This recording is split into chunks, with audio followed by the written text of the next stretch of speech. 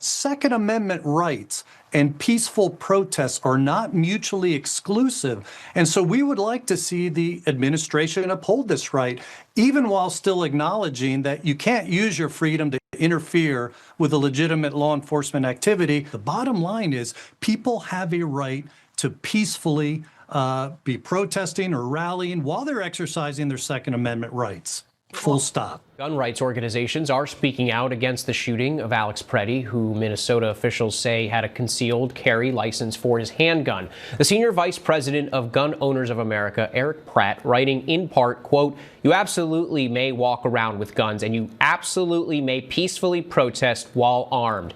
We have the First and Second Amendments to protect the right to protest while armed." Erich joins me now for more. Erich, first, what more do you have to say about Homeland Security Secretary Kristi Noem and FBI Director Kash Patel publicly condemning Pratt for bringing a gun to a protest after the shooting?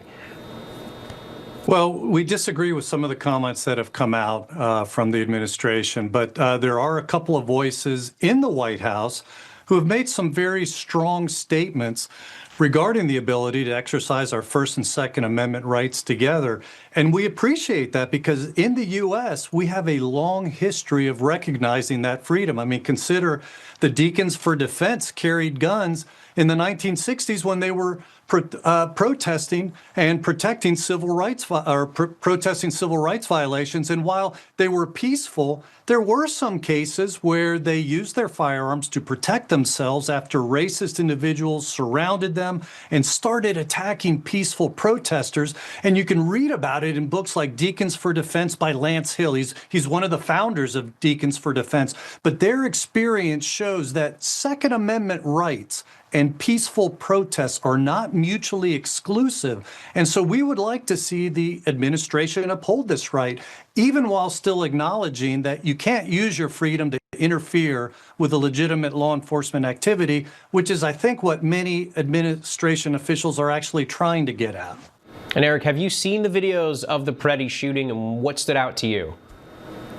Well, honestly, almost every American has, right? But it would be foolish for me to comment on an incident that is still under investigation, especially when key facts are still in dispute and where we haven't even seen the body cam footage yet. What I can say is that Gun Owners of America has called and did call immediately for a full and impartial investigation into it, because that's important for transparency and maintaining the public trust. But the bottom line is people have a right to peacefully be protesting or rallying while they're exercising their Second Amendment rights. Full stop. On that point, some critics online have pointed to Kyle Rittenhouse as an example of someone President Trump and others defended after he brought a gun to a protest. What do you make of that comparison? Yeah, well, he said that, the president said that after the jury acquitted him. And, he praised Kyle Rittenhouse for what he did. He said he was brave. He said it was self-defense. And I think that's significant because he is there supporting a person who defended himself with a gun in the midst of a riot. And then after the Parkland school shooting, President Trump also said, there should be teachers with guns because if the bad guy knew there would be bullets flying back at him, he wouldn't have attacked that school. So, I mean, that's the president we want to hear from. But, given those statements in the past, it does make you wonder if the president and many of his officials are simply trying to discourage people from using their freedoms to interfere with constitutionally authorized law enforcement operations, because obviously that you can't do. So where do we go from here, and what would you like to see going forward as federal officers face protesters while conducting immigration enforcement operations? Well, we'd like to see the right upheld. We'd like to see the administration, unanimously uphold that.